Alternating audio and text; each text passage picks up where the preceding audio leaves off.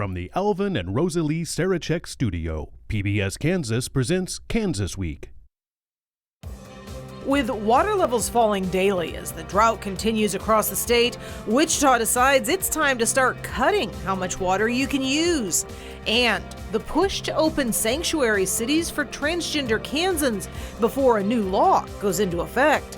Plus, it's back to court over abortion. We take a look at the latest shots fired in the battle over reproductive rights. That's what we're talking about right now on Kansas Week.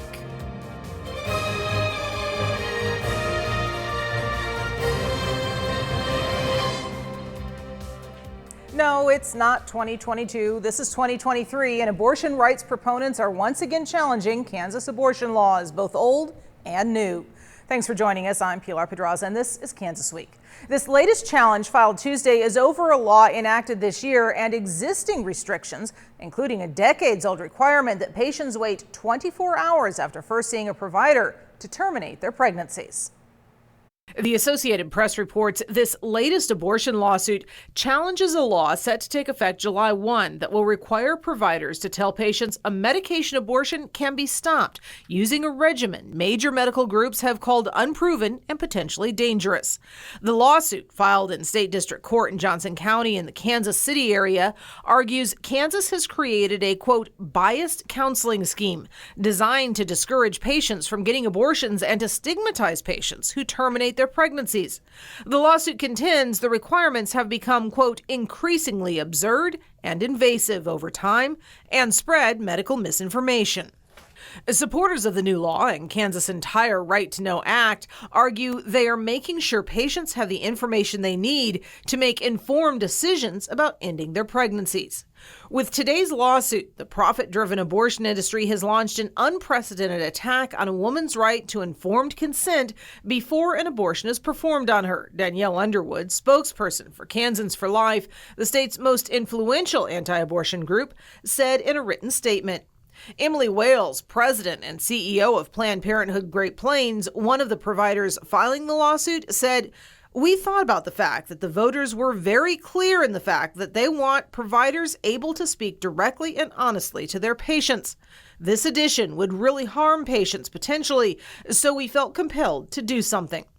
The lawsuit comes as the Kansas Reflector reports the Kansas Department of Health and Environment plans to release annual abortion data just before the June 30 deadline, 3 months later than the typical March release of the annual report that details the number of abortions provided in Kansas during the previous calendar year.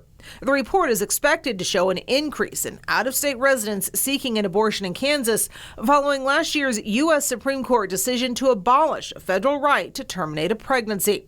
Among our neighboring states, Oklahoma, Missouri, and Arkansas have outright banned abortion. Nebraska has a 12-week ban.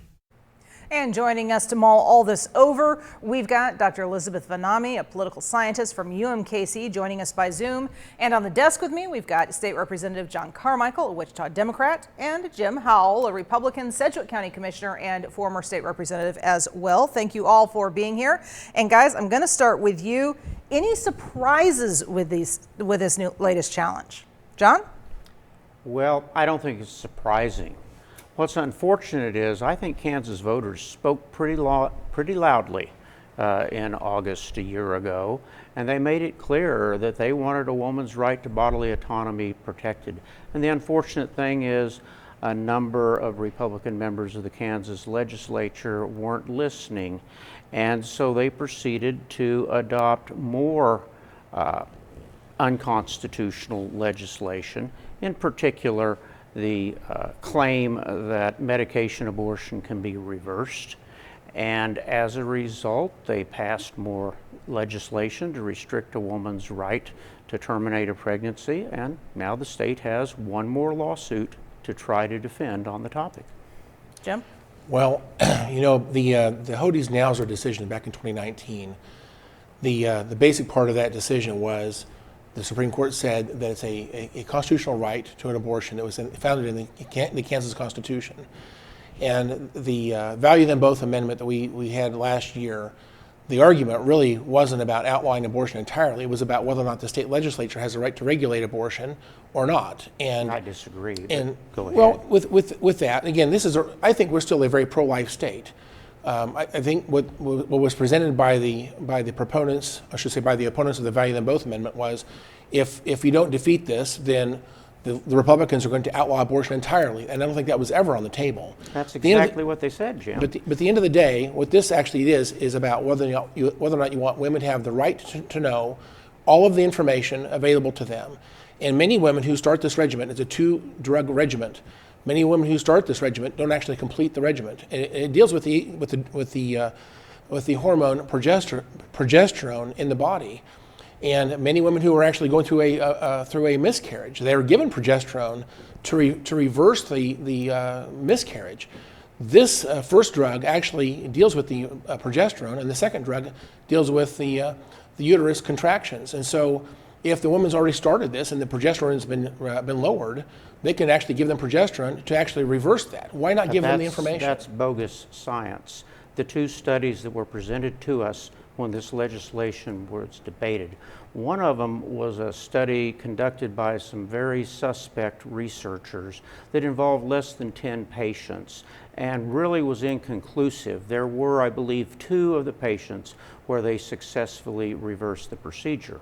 But the more important study, a genuine clinically controlled study involving roughly 40 patients, as I recall, had to be stopped in the middle of the study because administering the progesterone resulted in intrauterine hemorrhage and so much danger to the patients that they had to stop the study.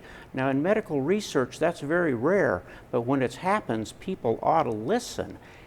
The information that this bill requires doctors to provide to patients is just bogus science. Well, we have to agree to disagree once again, John. Indeed. All right, well, that's certainly perhaps some of the things we will be hearing in court as this lawsuit plays out. But Beth, I'm going to come to you. One big question a lot of Kansans perhaps have about all this is, what happens if the court upholds these laws? What happens if the court says, no, these laws are unconstitutional? Right. Well, I think that's where it comes down to is it will, in fact, go to the Kansas Supreme Court. And that's who'll step in. So I think the courts will do something at the district level, and then eventually it will make its way to the Kansas Supreme Court. And their decision is going to have to be contending with the will of the voters as of last August and the will of the legislature elected by those same voters, which seems to be in conflict. And so I think there's going to be some interesting questions about what that 2019 Supreme Court ruling really means with regard to the vote. And I think that's something we're going to have to wait and see on. All right. Well, moving on to other topics that are making headlines, transgender rights activists in Kansas moving forward with plans to make Lawrence a sanctuary city for transgender and non-binary Kansans. And as Rebecca Chung of the KSN Capitol Bureau shows us, Lawrence is not alone.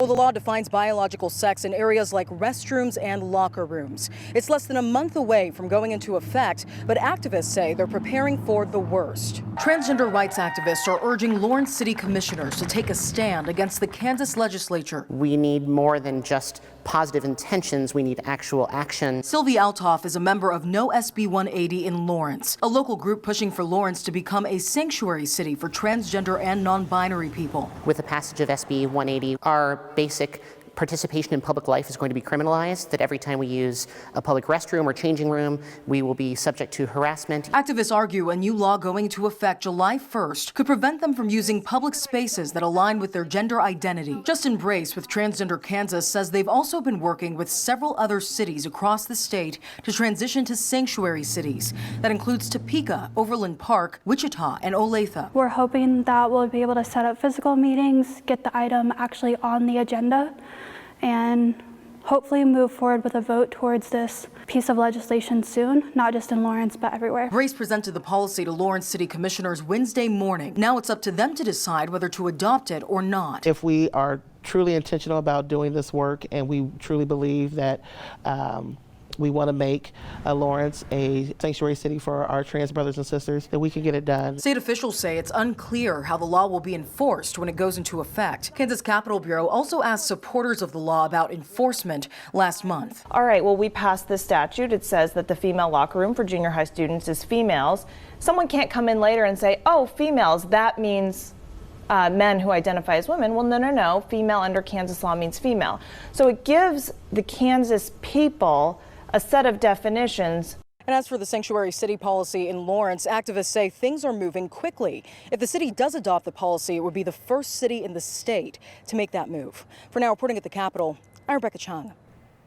And Beth, I'm going to start with you on this one. This perhaps something that some folks not expecting. Sanctuary city, a term a lot of folks attribute to immigration policies, now being applied to other issues. But one thing I found very interesting is that this week in Wichita as well, they were announcing Pride Week activities and talked a lot about how important it was to the economic development of the city to be open and welcoming to anybody. Do you think that is perhaps playing a role in this push for the sanctuary city idea, or is there something else behind it? Well, I think it's possible that contributes to it, but I also think it's simply the fact that you have a number of conservative states passing laws in contrast to a lot of urban pockets that tend to be more liberal, and that sort of ideological conflict is going to keep coming up over and over again. What I think is fascinating is the question of enforcement. So what is the enforcement mechanism behind SB 180, and how do city level resolutions actually mitigate that enforcement that's unclear in the first place? So I think it's really until the state clarifies what that enforcement mechanism is, then I'm not really sure what these resolutions will, how they will play out in actual effectiveness. And gentlemen, before we started recording, both of you kind of mentioned the lack of enforcement mechanisms in this bill as a potential issue. Jim? Well, I actually think maybe the bill was designed to be that way. I think what this actually does set up, though, is opportunities for civil litigation. I don't think that the state intended that if you find someone who's violating this statute, that you're going to be able to call the police and have someone even ticketed, because there really is no defined penalties or punishments or criminal accusations that would stem from this bill. But I do think when it comes to civil litigation, that's something I think that can stem from this bill.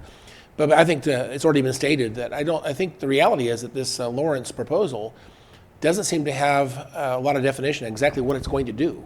As I've tried to find the language, I don't see that there's actually any change that I can see that's going to come around because of the city commissioners adopting whatever this is going to do. I'm not sure exactly what that is. Okay, John? Jim and I have room for plenty of agreement on this one. First, as was just pointed out, there's not an enforcement mechanism, and I think that was deliberate. This legislation was introduced to stir up the faithful in the conservative wing of the Republican Party, and to create problems for moderate Republicans in a primary election. I think that's what the political strategy was. Now, from the standpoint of practically what happens July 1, well, I think Jim's right. There's going to be litigation. There has been a host of litigation within the past few weeks in other states which have passed similar types of legislation, and uniformly judges have enjoined the operation of these laws. And what's important about Kansas is not only is there the federal authorities that will have to be dealt with, federal constitutional requirements, but that Hodes versus Nassar decision is going to be applicable here too, because it has to do with bodily autonomy, the right of people to be me, as opposed to have imposed upon them by the state certain traits or behaviors that are in violation of that right to personal autonomy. As far as the Lawrence proposal is concerned, my guess is that while it may be passed, it doesn't have any practical effect, because to the extent the state law does have an effect, it's going to be supreme, or it's going to control over what any local ordinance does, except in cases of home rule, and this bill does not appear to fit within that exception. So there'll be lots of money for lawyers to be made, lots of people that are going to be hurt by it in the process. All right. Well, talking about the Republican Party, a controversial rule proposal from the Kansas Republican Party is ruffling feathers ahead of a major election year in 2024. Opponents say the proposal would strip power from key leadership positions in the party, including women, Black, and Hispanic members. We go back to Rebecca Chung for the details. Well, this proposal is expected to be voted on this summer, but right now it's ruffling feathers ahead of 2024, a critical election year. The chair of the Kansas Democratic Party says a rule change proposal from the Kansas GOP is un-American. What I can say is that I don't think it's ever good for democracy. I feel like, quite frankly, it's un-American to limit voices, but we'd welcome those voices.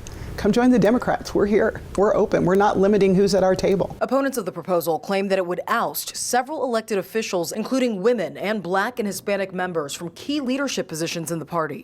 But the head of the Kansas GOP Rules Committee denied these claims in a statement issued to party members this week. According to the initial proposal, the rule change would be to bring the group more in line with the Republican National Committee, which they say doesn't recognize affiliate groups or legislators as part of their executive committee. I don't buy for a minute that this rule was proposed to make the Kansas GOP look more like the Republican National Committee. Former Republican Party Chair Mike Kuckelman says the proposal is likely a power grab from new leadership. I think the chairman wants to consolidate more power to himself, and this is collateral damage. This comes on the heels of a critical election year. Unity will be key for Democrats and Republicans heading into 2024. We want a bigger tent to the Republican Party. That's how we win elections. And the Republican Party chair issued a statement earlier this month for the Rules Committee to meet and reconsider the proposal. Still, as of now, a spokesman for the party says no date has been set. For now, reporting at the Capitol, I'm Rebecca Chung. All right, Jim, this is your party. I'm going to let you kick this one off. I'm actually angry about this one, and I think John and I are going to probably agree on this one as well. I think this was completely unnecessary. Our party chairman at the state level won, they say, by 2 votes. I would say if one person changed their mind, it would be a 1 vote, would have made it a tie. In a time where the party is somewhat fractured. By the way, this goes all the way back to the belief that Trump won the 2020 election. It goes back to that. There's a lot of folks that believe that the election was stolen, and Mike Brown used that in his Secretary of the State run against Scott Schwab. He ultimately lost that race, but the same group of people rallied around Mike Brown and encouraged him to be the chairman of the GOP. And there's the very same faction of people have brought this idea forward, and I see this as a racist, sexist, and ageist initiative. I find it very troubling. Our party is what we call the Big Tent. We welcome these folks in. They are grassroots organizations.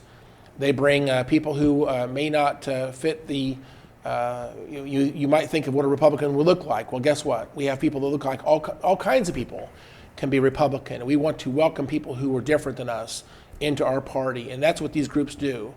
And I don't know if people are aware of this, but I'm a member of these other groups. I'm a member of the women's groups and the Blacks and Hispanic groups. I want to be part of their group too. We welcome each other. We encourage each other to embrace the platform, the principles of the platform. And when they push these people out the way they have, they can come up with all kinds of great excuses as to why this issue has come up. But really, all it's done is divide the party. We're more divided now than we've ever been, and I'm embarrassed that this is now national news.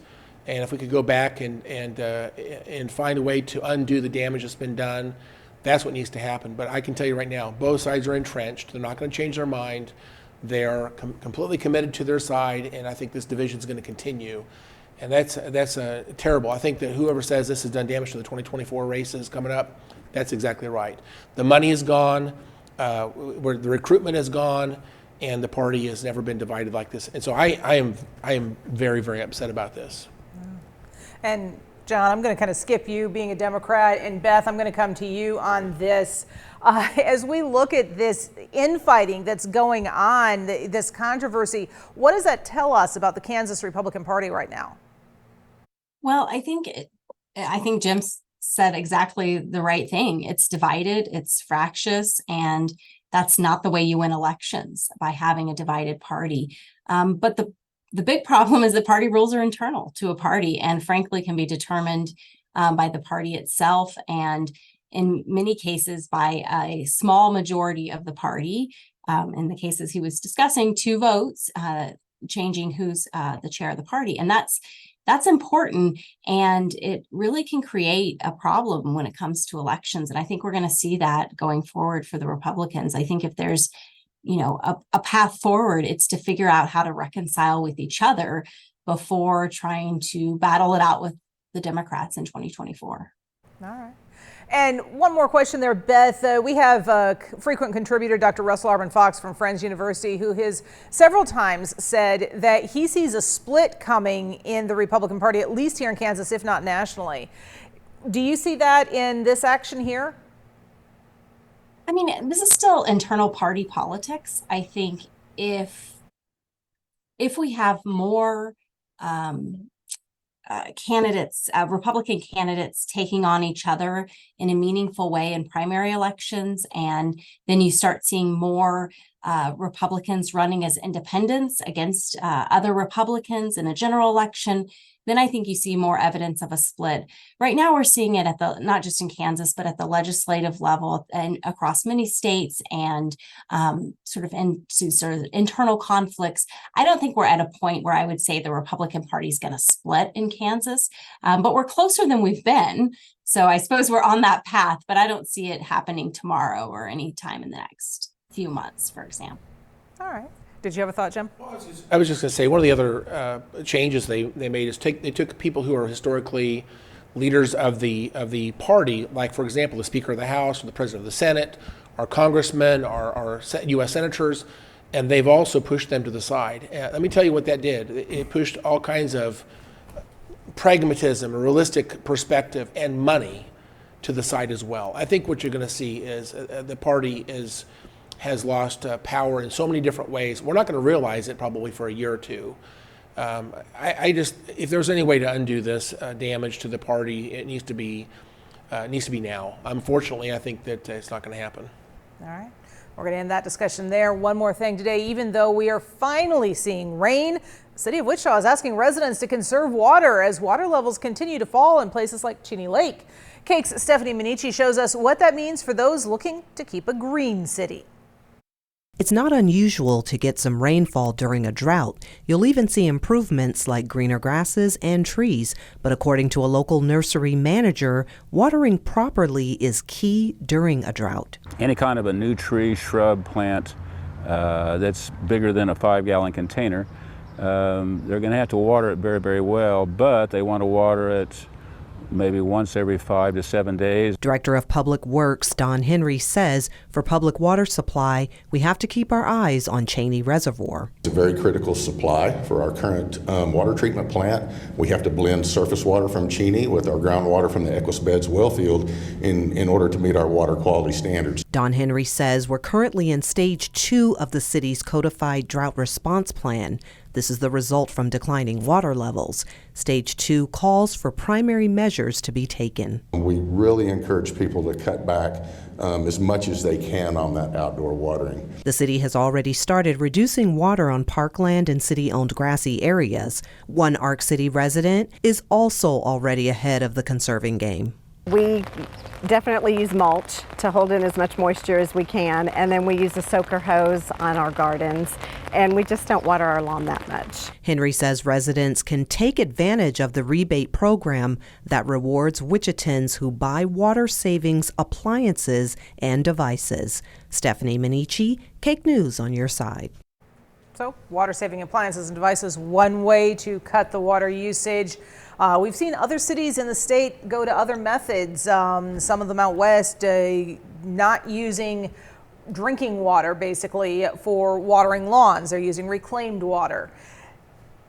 Are we doing enough? There were a couple of changes made in the legislative session this last year, and yet we are at historic lows. John? Well, part of the problem was explained in the piece we just heard, and that is the present water treatment plant has to draw water from both the Equus Beds and Cheney Reservoir to obtain the correct chemical balance in the water. Once we have the new treatment plant online, we can draw from one of those sources, both of those sources, and also there's what's known as the emergency well field, which would be a bad day if we have to go there. But this problem is a statewide problem, but it's also a local problem. And my hope is that with the new water plant, we're going to have a lot more water security, because one of the biggest risks right now is if the plant, which is located in my district, goes down tomorrow, has a broken pipe before the new water plant is done, there will be no water for 500,000 people in central Kansas. And so let's keep our fingers crossed. My hat's off to Mayor Longwell, the prior council, the people in the legislature who financed that new plant, because that's not a panacea, but it's an important part of this puzzle. Yeah. And certainly something we're seeing, not just the city, but across Sedgwick County as well. What are you hearing from constituents on this, Jim? I hate to say this, but I think people have not really realized the situation that we're in right now. I see people watering their grass, 7 days a week, water going out into the street. We're not really serious, I don't think, as a community right now, realizing how dire this situation can become very quickly. Some of the wells are beginning to go dry, so there's a few people that they're beginning to see this. But the reality is, there's a lot of things the city can do to lower the usage, but they will have to regulate that. And I think the people that we serve really don't want to see that happen. And of course, I hate to say this, but when things get much more dire, they're going to wonder why we didn't do more. Now, a lot of those wells you're seeing going dry right now are irrigation wells that people have in their backyard, etc. I think the biggest part of the problem right now is surface water over at Cheney Lake. The Cheney Lake is well down, and that's half to 60% of the water supply. None of this is going to fix that problem in the long term, whether this is climate change or whatever it is. A growing metropolitan area, and it's not just the city, it's the county, all of the surrounding cities are on the same basic system. If we don't have sufficient water storage and water sources, it will limit the economic development of our city. And you'll see cities like El Dorado, for example, who has an abundant water supply. They are now advertising, bring your industry here because we have water. Yeah. And Beth, I'm going to come to you very quickly. One thing the state faces in trying to deal with the water shortages across the state is the opposing views of personal property water rights and communal good. Absolutely. And I think this is where prioritization comes into play, as well as, we're talking about drinking water and homeowners restricting watering. But the reality is that a large use of water in the state of Kansas is farming, right? And that's true across the Midwest. And sometimes we don't want to talk about it because it's a much harder problem actually to solve than having people just stop watering their lawns for a few weeks. But that's really, I don't know, a drop in the bucket, honestly, compared to a lot of the water usage that is not being addressed with these kinds of provisions. Sorry, John, we're going to have to leave it there because we are out of time. Thank you all three, John, Jim, Beth, for joining us. We'd love to continue the conversation with you online. Send us your thoughts on Facebook, Twitter, or Instagram. For now, stay safe and have a great week.